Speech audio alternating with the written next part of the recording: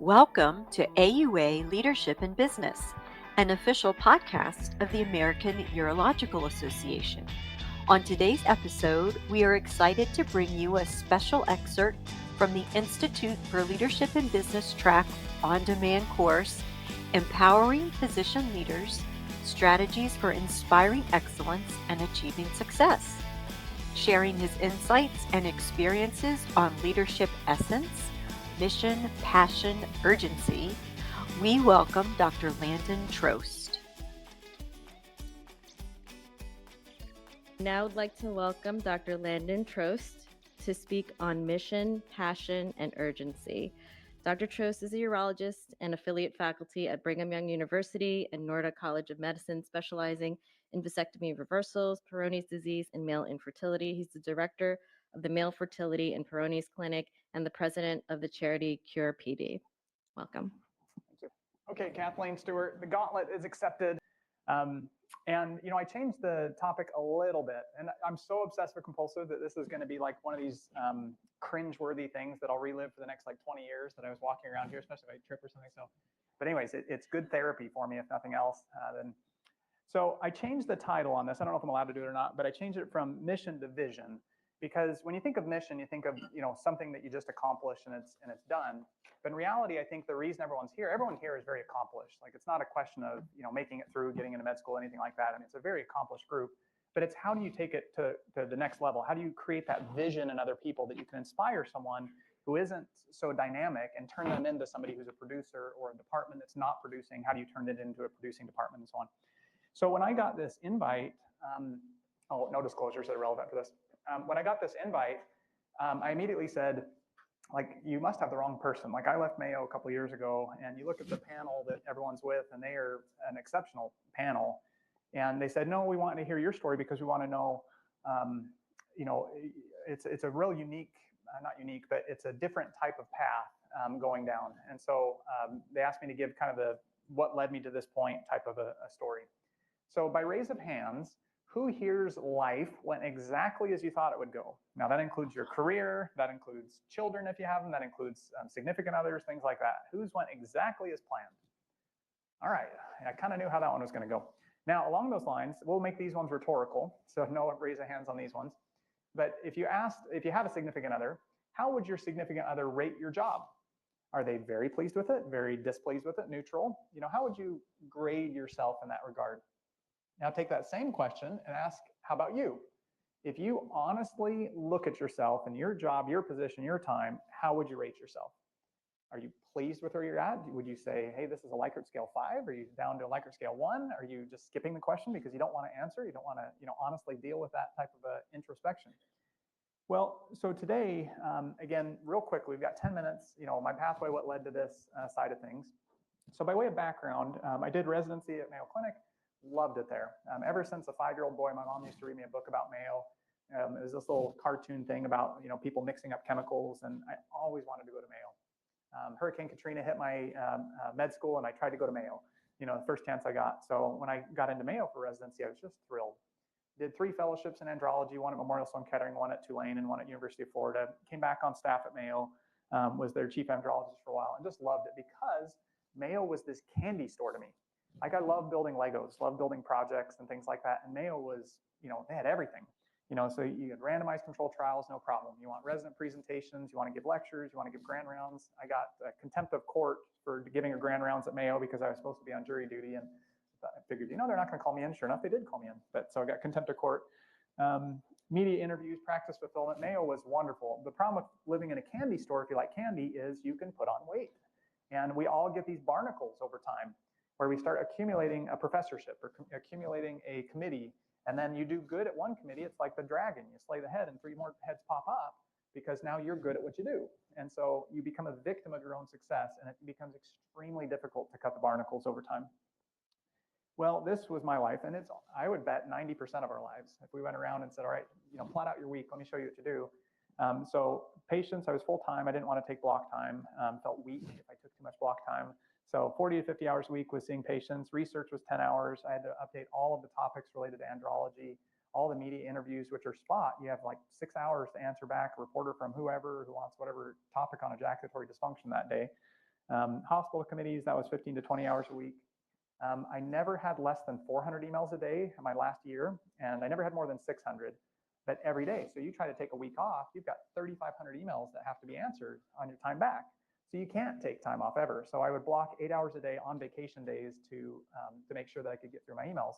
Before I left, I was getting up at 2 a.m. every day just so I could get through my emails before my 6 a.m. meetings, So it was getting out of hand.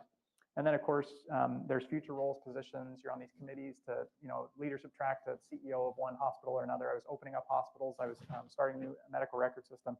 It was just kind of getting a little crazy. So I loved it. Again, I was in my candy store, but my wife hated it. And what it led to was this kind of concept of, are you acting or are you being acted upon? And if you think about your vision of what's happening in your life, you look at the past week, past month or so, how many things are you living from one emergency to the next, where you're just reacting to everything coming to you? You're reacting to every email that comes in, every crazy situation that pops up, or are you acting? And I would argue a true leader is constantly acting. They are in control of the situation and they know where they're directing the ship. If you're to go from here to Spain and you're constantly dealing with one storm after another and you're making no progress in your final goal, that is not leadership. It's not direction. It's not being in control. True leadership is in control. They are acting and not being acted upon. Okay, this brings to lesson 2. There's only 3 lessons. So 1, act as opposed to being acted upon. 2 is, how is your congruence in general? If your vision, and this could be for your personal life, as far as things that are important to you personal life-wise, or it could be something for your department. If your vision is one thing, but your actions are something different, you're going to be unhappy. Or in other words, it's poor leadership style to be out of congruence with the core mission values. So in my case, my top priorities were family and church, and work was kind of like a distant third. But I still loved it. It was fun to build things and to grow there. And so I was very out of congruence with the reality of my priorities for it. And that can be from a department standpoint too. If your department's priorities are, education, but you're so focused on the finance piece of it, it's out of congruence. And it's hard to be a good leader when you're out of congruence with things that are critical there. All right, so Charles Dickens, of course, we all know these stories. So when you look at your ghost of Christmas past and you honestly look at it, how consistent is that with your vision or your purpose? When you look at your ghost of Christmas present, this last week, for example, this coming week, things that are on your list, are those going to bring you closer to your final goal, your personal goals, your academic goals, whatever the case is, or are they just reacting to the day? It's seeing the patients that are on your list, it's responding to the 400 emails. How much of this is actually pushing you towards your final goal? If your goal is to retire by 50, how did you do this past week that's contributing toward that, for example? And then, of course, your ghost of Christmas future. Honestly look at your life and your goal, your career, everything. If you did the same thing for 20 more years, where are you realistically going to end up? And I remember we had one staff who wanted to die in the OR, and he did. And that was his goal. He accomplished it. He nailed it. That would not be my goal. But it's that type of a goal, that you want. So my wife said, you got to change jobs. I loved her just slightly more than I love this guy. And so I did. And the decision was made, we're going to leave. It took me 2 years to unload the projects that had kind of built up. I felt way too guilty to just drop all of the projects that I was working on. So 2 years, huge change, hardest email I've ever written. I just felt so bad for Doug Hoosman and Brad Leibovich. I just felt so bad. They've been such good mentors. And Mayo was like the pinnacle of a career. He had these leadership positions, these recognitions, all these inner ego things that it constantly reinforced. It was really tough to leave there and to go to Family Town, USA, so Orem, Utah. So I went from pinnacle of career to private practice schmo in basically 1 week. So big change. So now, if you're a private practice schmo, you got a lot of junk to worry about, especially if you've been a non-private practice schmo for a long time. Because I didn't know how to do anything you need to do. So first, finance has become a big issue. So it's shock and awe. So I'd saved up $1 million, a little over $1 million cash. And I thought, okay, this should last me a long time. No, so this is my net worth. Oh, darn. Let me go there. Oh, there's not a laser. That's okay. So the green line is net worth. And you can see when I finally decided, all right, I need to start studying my practice, there's a little bit of a dip. Then I mortgaged my house. That's the little jump there you can see. And then you can see within 2 months, I spent almost every penny I had getting this thing set up. So I was down to $30,000 with all of my Monopoly cards mortgaged left, and then COVID hit. So it was fine, barely made it, but made it through. But it's that type of thing where it becomes real scary. Also, you need to learn how to code. You need to learn how to put up a website if you want to start trying to be a private practice type person. So I had to learn how to do all the JavaScript, all of those things, all the codecs and everything that kind of go along with it. And most importantly, medical record systems are really expensive. If you try to set one up, it's prohibitively expensive. So I said, all right, I'll learn how to code that. So I had to learn how to do SQL coding and databases and things like that, which is really hard. Like I didn't realize it when I started. I thought, oh, anybody can do this. But no, it is really tough. This was really stressful for a long time, trying to get all the tables and the linkages and everything together, your primary keys, your foreign keys, everything set up. But now it's feasible. I can set up my own system. And you got to learn taxes. Like you got to learn what the IRS requires, and your 941s, your 940s, your FUTA, your SUTA, and all the other things in between. And you get this learning curve where you get these letters saying you owe us money or you're going to jail. And so you say, all right, I'll pay you, and figure out what I need to do next time to try to avoid it. So all of this comes along with it, plus the rules, regulations, HIPAA, and OSHA, and FDA, and all these things that you just don't think you ever need to know. Suddenly you need to know. The biggest deal, though, is, I've been at Mayo. I only know how to do two things now. I can't be a general urologist. I haven't picked up a flexible cysto in 15 years. And I only do Peyronie's disease. Has anyone heard of a Peyronie's clinic? And I do male infertility. So what in the world am I even going to call this clinic? Well, the male fertility and Peyronie's clinic. We don't do T-pain. We don't do anything else. It's clear. You refer someone to me. I only do two things. So there's our clinic. But I love doing research. Like I was in academics. Like I'm brainwashed into it after this many years. I hated it originally as a resident, hated it, but loved it now. So what do? Well, I formed a charity. So at least I don't have to pay taxes when I do research.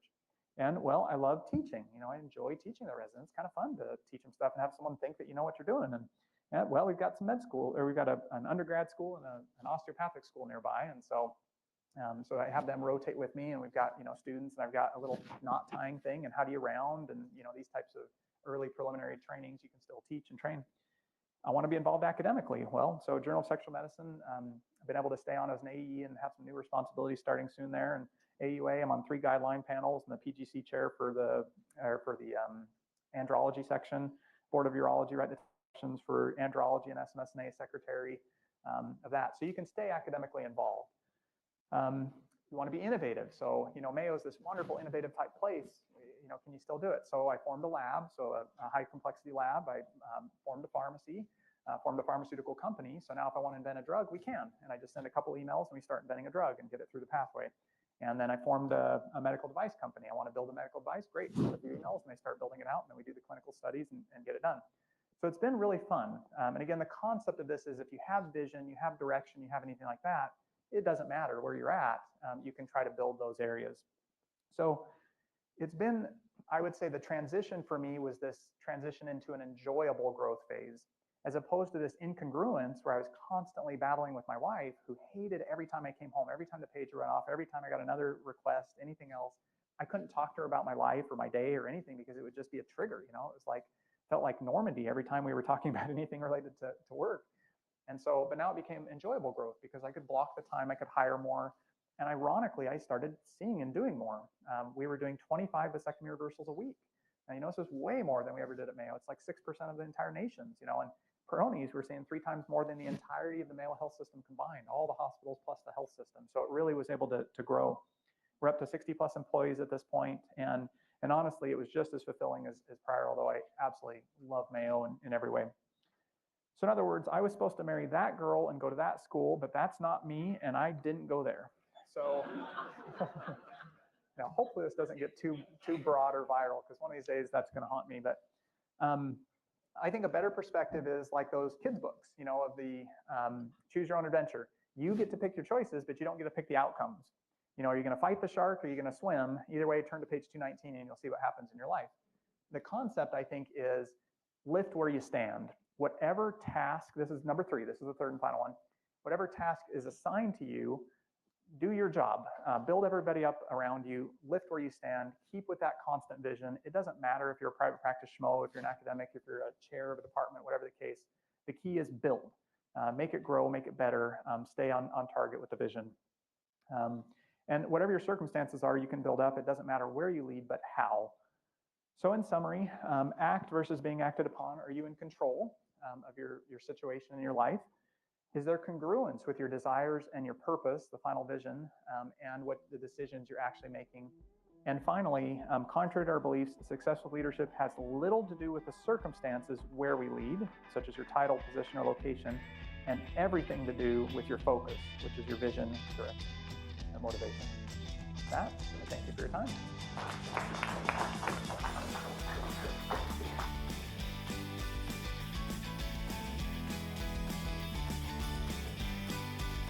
Thank you for joining us on the AUA Leadership and Business Podcast. We hope you found today's insights valuable. Remember, growth is a continuous process. To further enhance your business acumen and accelerate your professional development, we invite you to check out the AUA Institute for Leadership and Business track on demand. Featuring 9 courses covering a wide range of leadership and business topics, the ILB track on demand will empower you to lead effectively and achieve your professional goals. Invest in your future and register today at auanet.org/ILB track. That's auanet.org/ILB TRACK.